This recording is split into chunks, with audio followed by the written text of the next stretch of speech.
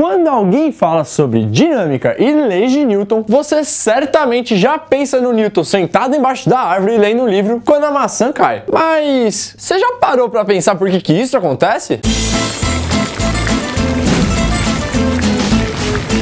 A cinemática, como a gente tinha visto no outro vídeo de física, é uma ciência que propõe o estudo do movimento dos corpos, sem necessariamente estudar as causas desse movimento. Quando a gente vai estudar a fundo o que causa esse movimento, aí sim a gente está falando de dinâmica. Hoje, para a gente começar a entender um pouquinho do mundo da dinâmica, a gente vai precisar saber o que é força e quais são as leis de Newton. Então, sem enrolação, bora lá! Uma força é entendida como uma interação entre um par de corpos. Ela vai ser responsável pela alteração de velocidade dos corpos, pela deformação ou pela manutenção do equilíbrio, onde a velocidade é constante. Existem dois tipos de força: as forças de campo, que ocorrem pela aproximação dos corpos. São exemplos de força de campo a força elétrica, a força gravitacional e a força magnética. O outro tipo de forças são as forças de contato, que, como o próprio nome diz, surgem pelo contato entre os corpos. São exemplos da força de contato a normal, a tração, a força de atrito, a força elástica e o empuxo. Agora que a gente já tá ligado quais são os tipos principais de força, vamos entender as maluquices que estão por trás das leis de Newton. Sir Isaac Newton postulou 3 leis que regem a dinâmica e todo o estudo sobre ela. A primeira lei de Newton, que é a lei da inércia, foi escrita da seguinte forma: um corpo em repouso tende a permanecer em repouso e um corpo em movimento tende a permanecer em movimento. Dessa lei, a gente pode concluir que um corpo só vai mudar o seu estado de inércia se algo ou alguém aplicar nele uma força resultante diferente de zero. E essa força aplicada vai ser responsável pela mudança de direção e pela mudança da intensidade da velocidade. Quando a gente aplica uma mesma força em dois corpos de massas diferentes, a gente percebe que a aceleração que eles adquirem é diferente. E isso é o que está exposto na segunda lei de Newton. A segunda lei vai dizer pra gente que a força é proporcional ao produto da massa do corpo pela aceleração adquirida por ele. Ou seja, F é igual a M vezes A. F vai ser a resultante de todas as forças aplicadas no corpo e sua unidade é o Newton. A massa vai ser a massa total do corpo e ela é dada em quilogramas. E a aceleração adquirida, por sua vez, é dada em metros por segundo ao quadrado. E por último, mas não menos importante, a gente tem a terceira lei de Newton, que é a lei da ação-reação. E ela foi enunciada da seguinte fórmula pelo Isaac Newton: as forças atuam sempre em pares. E para uma força de ação, existe uma de reação. Assim, analisando essas 3 leis, a gente pode tirar uma série de conclusões. Primeiro, toda interação é representada por um par de forças, a de ação e a de reação. Segundo, ação e reação têm a mesma natureza, ou seja, se a ação é de contato, a reação é de contato. Se a ação é de campo, a reação é de campo. As forças de ação e reação nunca são aplicadas no mesmo corpo. Essas duas forças vão ter a mesma direção, porém vão ter sentidos opostos, e ambas apresentam a mesma intensidade. Agora que a gente viu as leis de Newton, vamos estudar um pouco sobre os tipos de força que mais aparecem no vestibular e no ensino médio. A primeira força que a gente vai tratar é uma força de campo, chamada peso. Por ser uma força de campo, o peso vai levar em conta o campo gravitacional no qual o objeto está inserido. A direção do peso é sempre vertical e seu sentido sempre aponta para o centro da Terra. Então a gente percebe que essa força é uma interação entre o planeta que está, por exemplo, a Terra, e o objeto que está imerso no campo gravitacional desse planeta. E a gente vai poder calcular o peso da seguinte forma: o peso é igual ao produto entre a massa do corpo e a aceleração da gravidade local. A próxima força que a gente vai ver é a tração. Essa força é uma força de contato e é aplicada nos fios que compõem um sistema estudado. Ou seja, a direção da força de tração é sempre no fio e seu sentido é contrário ao puxão do fio. Ou seja, vou explicar essa parada direito. Se alguém estiver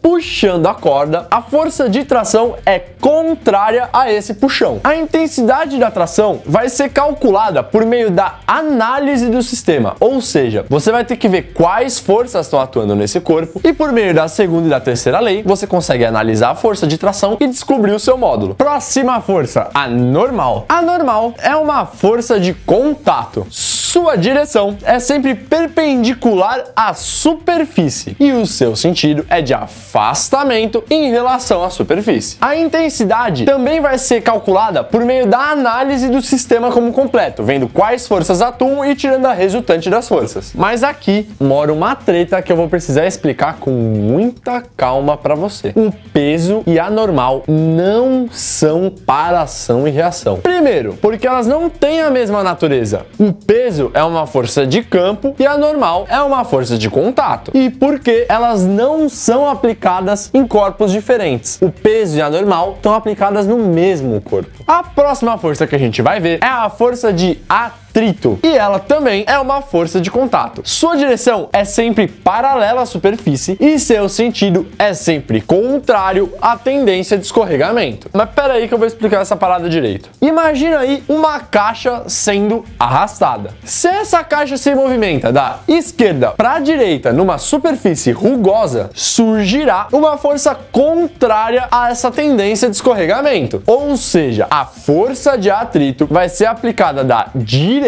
para a esquerda. Assim, a gente pode entender a força de atrito como uma força de resistência. Existem dois tipos de atrito: o atrito estático e o atrito dinâmico. Quando a gente empurra um carro, é bem fácil perceber que a gente faz uma força muito maior para tirar ele do repouso do que para manter ele em movimento. E essa é a principal diferença entre os atritos. O atrito estático é aquele que é aplicado quando não há deslizamento dos corpos. A força de atrito estático máxima é igual à força aplicada para conseguir tirar o corpo do repouso. Assim, quando um corpo não está em movimento, a força de atrito estática vai ser maior do que a força aplicada sobre esse corpo. E nesse caso, para calcular a força de atrito, a gente vai usar o coeficiente de atrito estático. Assim, a força de atrito estático vai ser calculada pelo produto entre a normal aplicada no corpo e o coeficiente de atrito estático. Agora, o atrito dinâmico é aquele que é aplicado quando há um movimento no corpo. Quando a força de atrito estática for ultrapassada pela força aplicada no corpo, ele vai entrar em movimento. E aí, a gente vai passar a considerar a força de atrito dinâmico. A força de atrito dinâmico é sempre menor que a força aplicada no corpo, porque senão ele não ia conseguir manter o movimento. E para calcular essa força de atrito, a gente usa o coeficiente de atrito dinâmico. Então, para a gente calcular a força de atrito dinâmico, a gente faz a seguinte conta: a força de atrito vai ser igual ao produto entre a normal aplicada no corpo pelo coeficiente de atrito dinâmico. O que faz o atrito estático ser maior que o atrito dinâmico é a diferença entre os coeficientes de atrito, sendo que o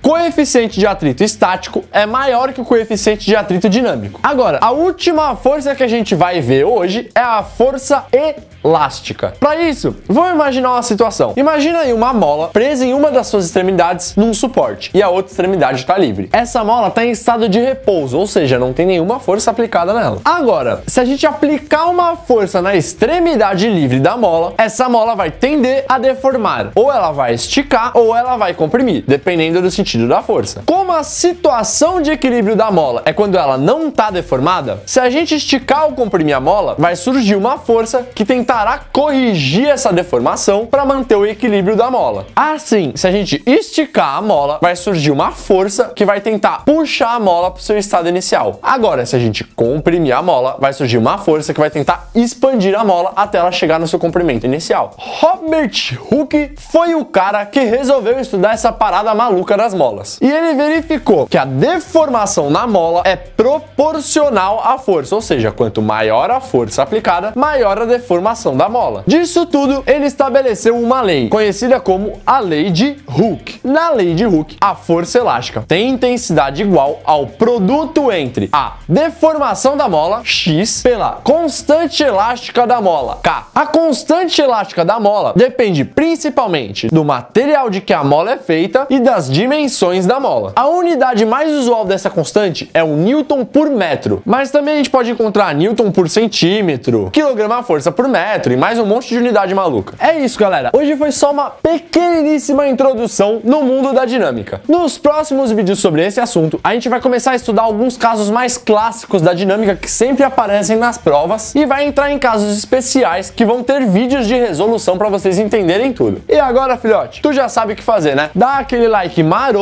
que a gente sempre gosta, se inscreve no canal pra gente chegar logo nos 2.000 inscritos e o João pintar o cabelo de loiro que ele prometeu no Revisando Comentários. Ele achou que eu ia esquecer, mas ele vai pintar esse cabelo quando chegar nos 200.000. Não esquece de comentar aqui embaixo no nosso vídeo se você tiver qualquer dúvida ou se também se você tiver uma ideia muito boa pra gente fazer um vídeo. E lógico, não esquece de ir lá no Facebook, seguir a nossa página pra ficar por dentro do que rola nas ciências e das novidades do canal. Até a próxima, Padawans!